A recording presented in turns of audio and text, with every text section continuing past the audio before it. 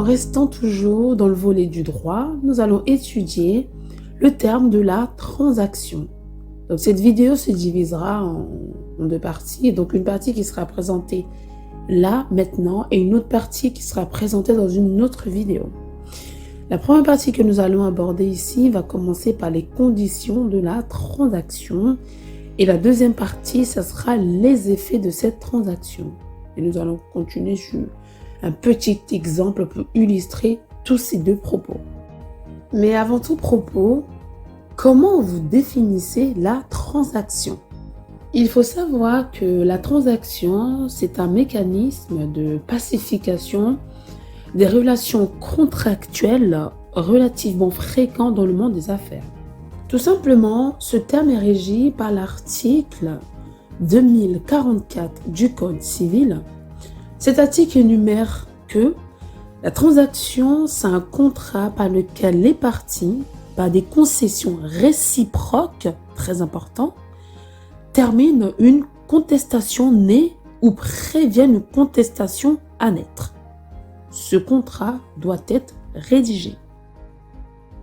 Sans plus tarder, nous commençons avec les conditions de la transaction.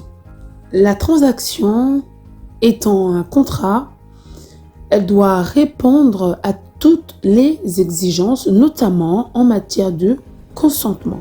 Compte tenu ici des enjeux qui sont mis en avant, l'analyse de l'existence même et l'intégrité du consentement est particulièrement pertinente. Il faut savoir un point qui est important aussi, c'est que toujours dans les conditions de la transaction doit être écrite. Il s'agira d'un acte indépendant du contrat. La transaction ne doit pas être confondue avec une clause du contrat prévoyant la possibilité pour les parties de transiger. La transaction doit obligatoirement comporter des concessions réciproques. C'est un point très important, comme je vous l'avais annoncé au départ dans la définition même de la transaction. Alors, ce qui exclut que l'une des parties ne modifie pas ses prétentions. Si vous devez retenir la transaction en quelques mots, il faut savoir que cette transaction va consister à prévenir une contestation future ou à mettre fin à un litige en cours. Alors, je vous pose juste une petite question pour terminer cette vidéo. Vous pourrez donner vos avis en commentaire. Selon vous, un locataire qui se plaint des conditions d'hygiène de son logement, est-ce qu'il peut y avoir une transaction qui peut naître entre lui et le propriétaire?